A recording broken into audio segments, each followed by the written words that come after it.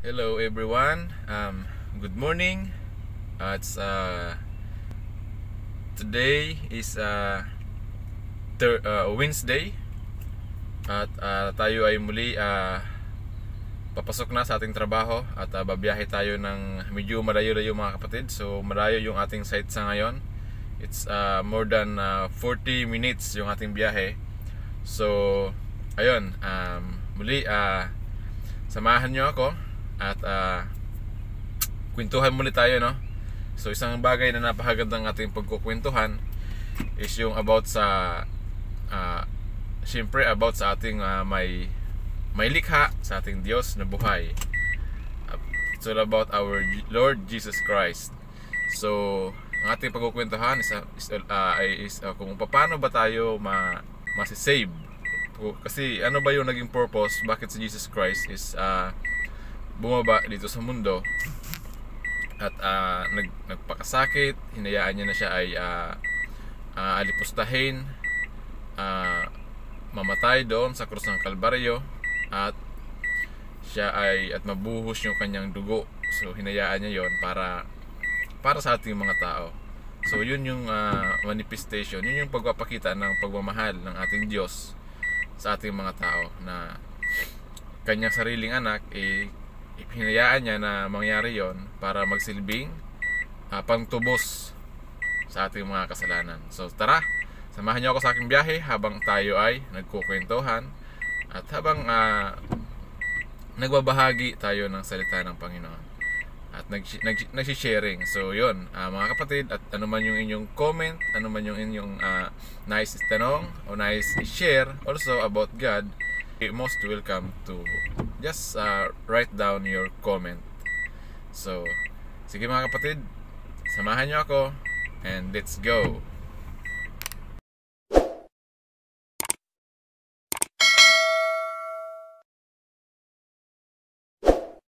So yun mga kapatid, atin pong pag-usapan about salvation. So kasi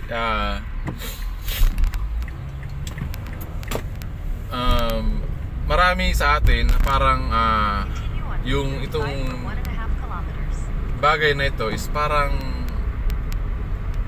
nababaliwala na or hindi masyadong binibigyan ng pansin sa buhay ng bawat tao, sa buhay natin, na which is isa sa pinaka-importanting bagay sa ating buhay, sa buhay ng bawat tao, na natin dapat na bigyan ng pansin, bigyan dapat lagi natin ng oras.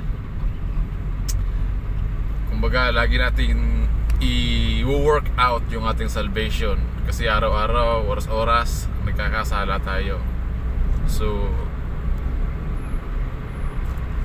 kailangan natin laging ibalik yung ating sarili sa kung ano ba yung ginawa ng Panginoong Hesus sa ating buhay. Kasi hindi ho basta-basta yung ginawa ng Panginoong Hesus ng Panginoong Hesus sa ating buhay, dahil sa, alam niyo yon, Jesus Christ is a God and He is a Son of God. Alam mo yung mga kapatid, ini-enjoy niya yung heaven eh. Doon siya nakatira sa heaven, sa piling ng ating Diyos, sa ating Amang Diyos. Ini-enjoy niya. Tapos bigla siyang inutusan ng Panginoon, ng ating Amang Diyos, na bumaba sa lupa, dahil nga sa wala ng, kumbaga siya na lang yung natitirang tanging pag-asa natin mga tao para tayo ay hindi mapahamak. Yung kapahamakan na sinasabi doon is yung tayo ay mapunta doon sa hell, kung saan si Satan ay, kung saan sila ay paparusahan pagdating ng panahon.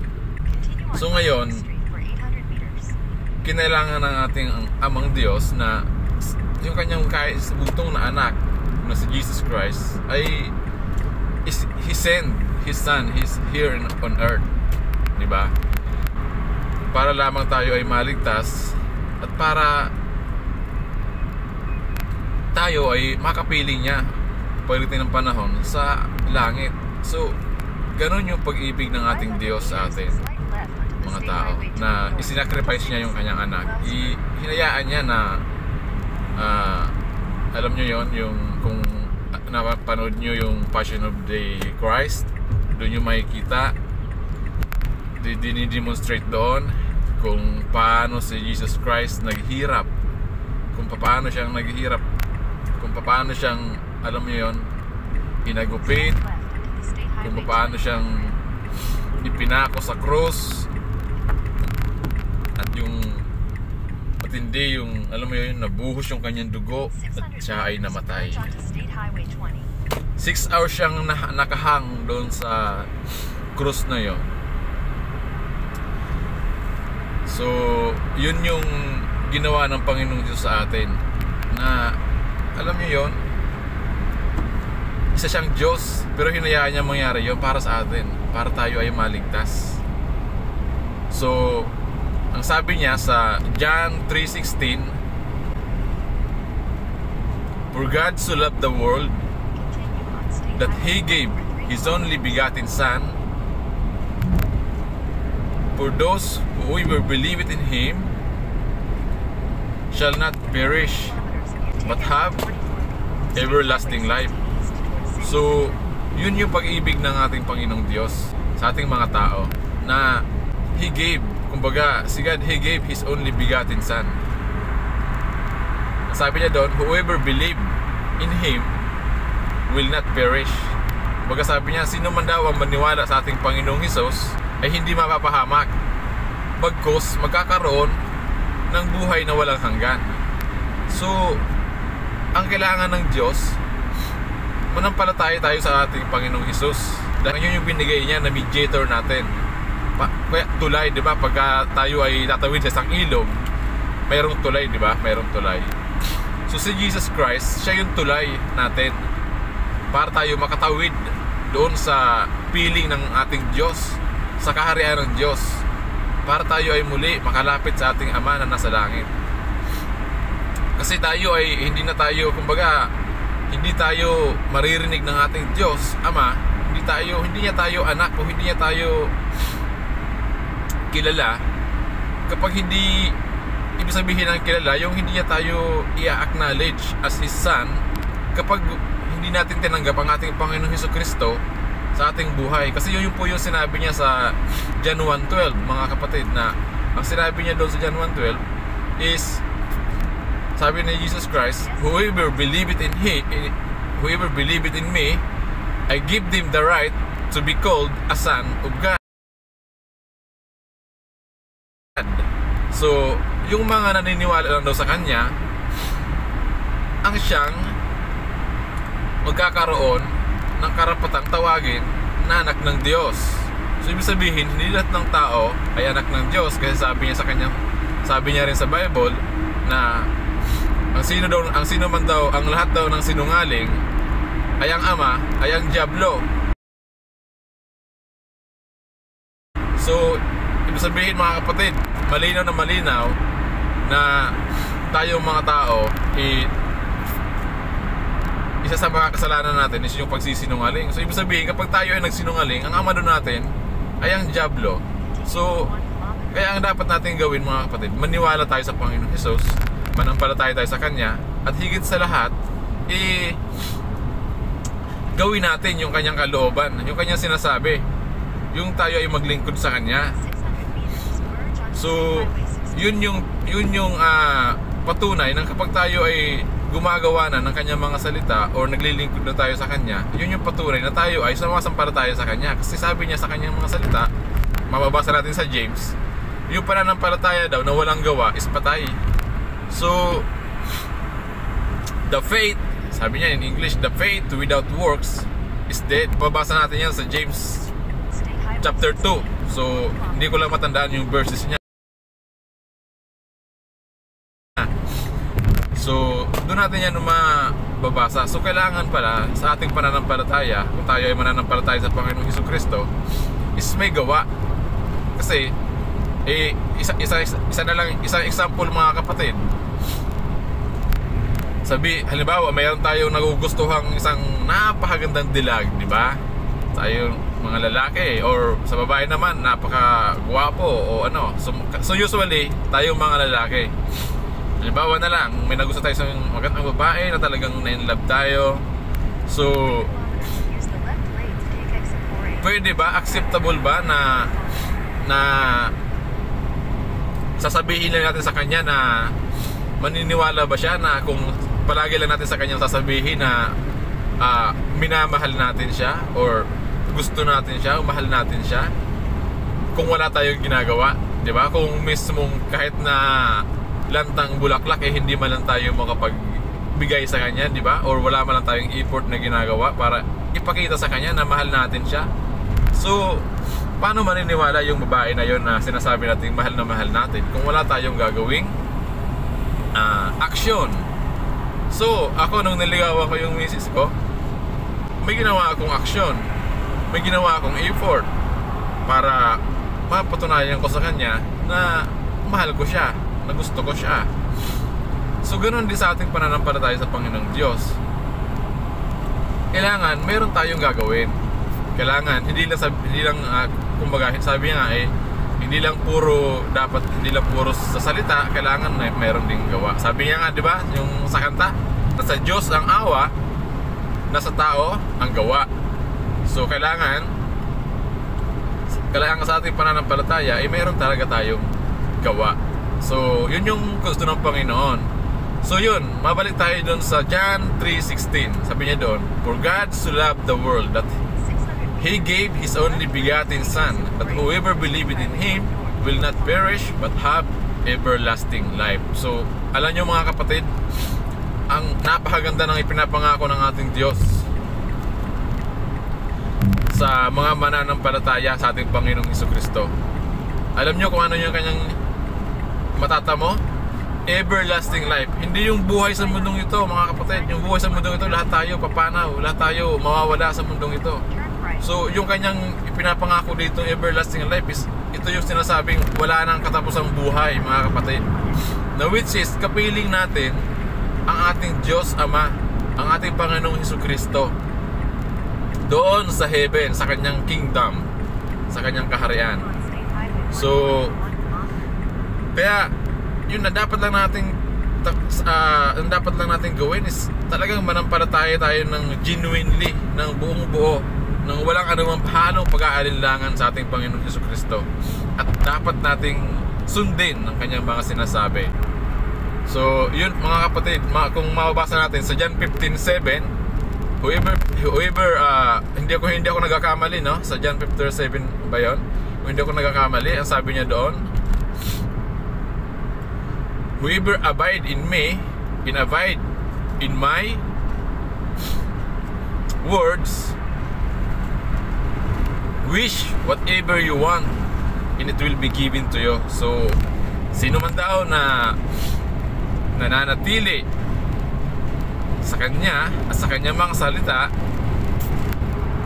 hilingin lamang natin kung anong ating gusto, at ito ipagkakaloob niya.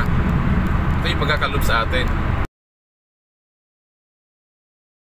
So ang nais na ng Panginoon manatili tayo sa kanya, sa kanyang piling. So ayun mga kapatid, no?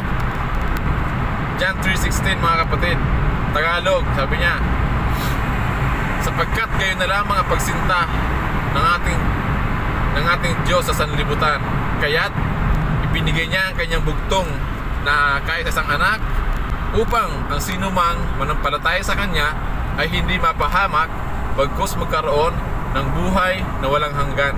So yun yung kanyang pangako, yun yung kanyang pag-ibig sa ating sa sangkatauhan, sa ating mga tao.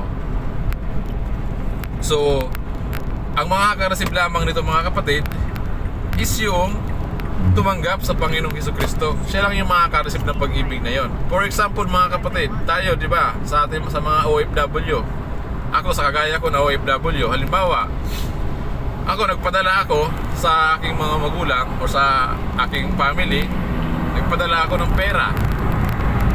So yung pera ko, i-claim nila yon doon sa money remittance, di ba? So ngayon, so yung pinadala ko na yon, yun yung love, yun yung manifestation ng aking love, yung aking support na binibigay sa aking family, kung pera man yan.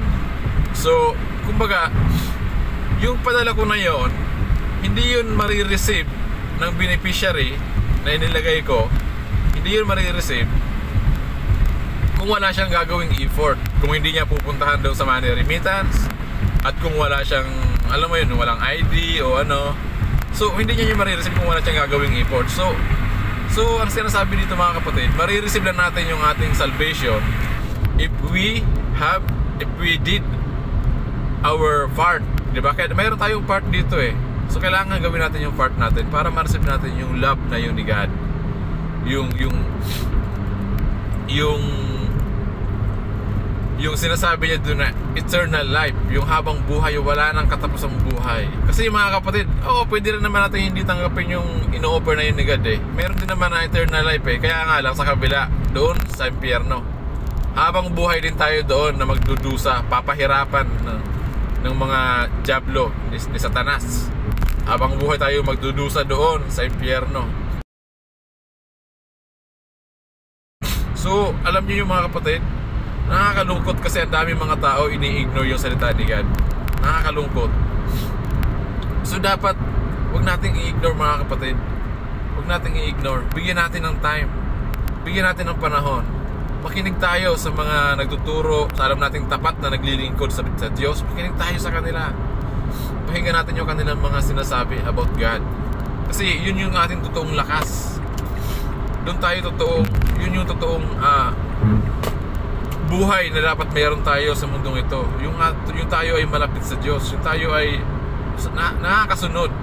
Alam mo, nagkakasala tayo o kasi nandito pa tayo sa lupa eh. Kasalanan, maraming distraction, maraming ino-offer na mga tukso, na mga bagay ang diablo sa ating buhay para tayo ay mahadlangan. Kasi siya, gusto niya isama tayo dun eh, kung saan siya ay sigurado nang pupunta. So tayo naman, huwag nating hahayaan yun. Huwag nating hahayaan na tayo ay madaya. Kasi sa Satan ano siya eh, tuso yan eh. So huwag nating hayaan na madaya tayo ng diablo. So kailangan kumbaga gawa tayo ng effort, gawin natin yung part natin para tayo ay makareceive nung ino-offer ni God sa atin na eternal life. So yun mga kapatid. So I hope na tayo ay nagkaroon ng konting kaunawaan about sa salvation, about sa love ni God sa ating mga tao, at nawa ay nagsilbi itong paalala sa ating mga tao, sa ating lahat. So yun lang mga kapatid, ang dalangin ko, tanggapin natin ang Panginoong Jesucristo sa ating buhay ng totoo, ng buong puso. Tanggapin natin siya. Alam niyo yun mga kapatid, bago tayo matulog mamaya, or sa mga kapanood nito, bago tayo matulog, sabihin natin sa ating Panginoon, Panginoon, tinatanggap kita, naniniwala ako sa iyo, naniniwala ako na ikaw ay namatay sa krus ng Kalbaryo. Sa ikatlong araw, ikaw ay muling nabuhay. Kaya tinatanggap kita bilang aking Diyos, Panginoon, at aking tagapagligtas. Dalangin ko na patnubayan ako ng iyong Santong Espiritu upang sa ako ay patuloy na makasunod sa iyo, sa iyong kalooban. So, yun mga kapatid, i-pray natin yun, yung pagtanggap sa Panginoong Hesus ng buong puso. Alam ng Panginoon yung ating heart, alam niya kung talagang totoong tinatanggap natin siya. Alam niya, kasi alam niyo yun, magkakaroon ng pagbabago sa ating buhay mga kapatid. So yun lamang mga bro, at dalangin ko na patuloy tayo na makapagbahaginan ng kanyang mga salita. So yun lamang, at I pray na ingatan tayong lahat ng ating Diyos, at patuloy tayo na ayan, malayo-layo pa yung ating biyahe mga bro. So continue lang tayo, no? Continue lang tayo sa ating biyahe. So yun, hanggang sa mamaya pag-uwi, papakita ko sa inyo yung view, kasi maganda yung view doon sa dadaanan natin. So yung landscape dito sa New Zealand. So samahan niyo ako sa pagbibiyahe natin ito. Yun mga kapatid, ito na yung nasa ano na tayo, kalagitnaan na tayo ng ating biyahe. At ito na yung sinasabi ko na ano na, nasa out of city na tayo, nasa kabundukan na tayo. So talagang malayo yung set ko ngayon.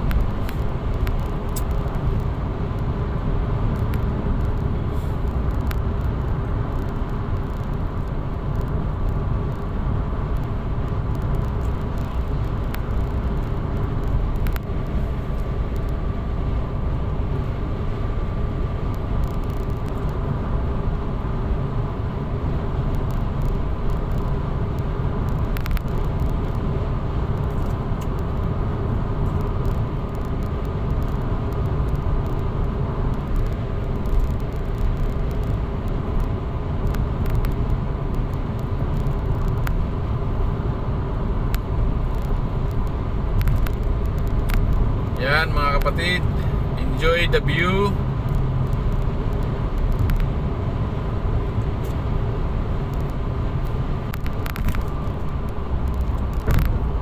At lumiliwanag na.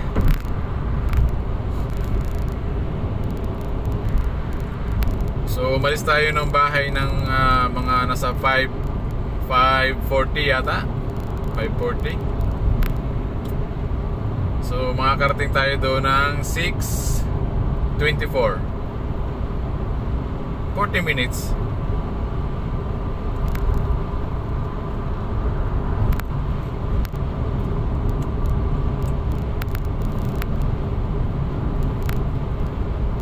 So sa lugar na to, dito na yung mga malalaking farm. Dito natin makikita yung mga malalaking farm na. Halos puros farm na yung ating madadaanan dito. Mga baka, mga tupa. So kung makikita nyo, talagang yung mga bundok-bundok na yan is talagang green na green. So yan yung isa sa mga wealth or yaman ng New Zealand, yung farming dito, yung mga farm, yung mga bakahan na yan.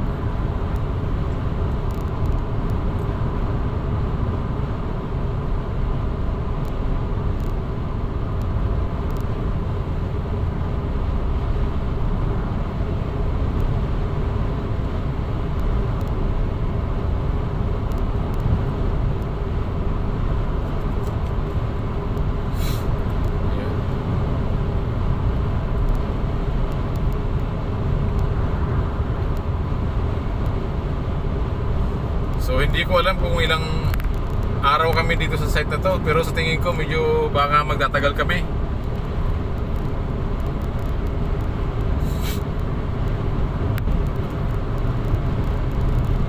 So ayun mga kapatid, araw-araw nyo po ako samahan sa ating biyahe.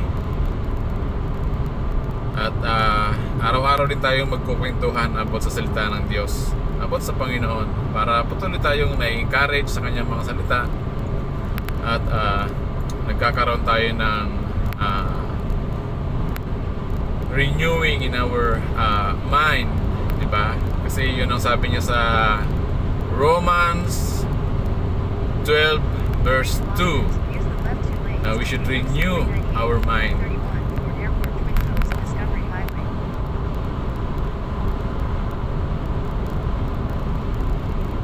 Sabi niya, wag daw tayo makiayon sa mga gawain sa mundong ito. Ibig sabihin ng mga gawain is yung mga masasamang gawa ng mundong ito. At sa halip daw ay i-renewed natin yung ating pag-iisip sa pamamagitan ng mga salita ng Diyos. So yun talaga laging sinasabi ng Bible, kanyang mga salita, na ang makakapag-renewed lang ng ating kaisipan, makakapagpanibago ng ating isipan, pag-iisip, is yung salita ng Diyos lamang. At alam nyo ba mga kapatid, kapag tayo ay nabago ng kanyang mga salita, doon natin unti-unti makikita yung pagkilos ng Diyos sa ating buhay. Natin unti-unti makikita yung pagbabago sa ating buhay. na which is masasabi natin much better. Sabi niya nga sa English na alam niyo yon, with the presence of God in our life, it's nothing compared to anything in this world. Kahit ano pa pang bagay sa mundong ito ay hindi natin may kukumpara ang kanyang presensya.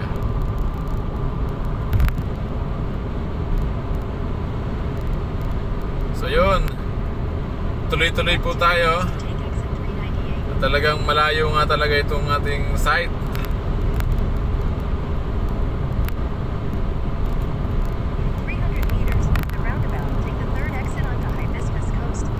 So yun mga kapatid, andito na tayo at ito yung site natin. Yan. So kanina pinutol ko na kasi focus tayo sa kalsada, baka maligaw na naman tayo. So ayan, nandito na tayo site, ang laki ng site. So parang mukha yata magtatagal tayo dito mga kapatid. So okay lang, at least enjoy lang natin yung ating biyahe. So yun, bye bye, hanggang sa muli mga bro, mga kapatid. Salamat sa iyong patuloy na panonood at patuloy pang panonood. And please support my channel and patuloy tayo na magpalakasan sa pamamagitan ng pag-sharing natin sa salita ng Panginoon. So, which is a very very good thing sa nagagawin natin sa ating buhay. So, yun lamang mga kapatid. Salamat. God bless everyone and be safe. Bye bye.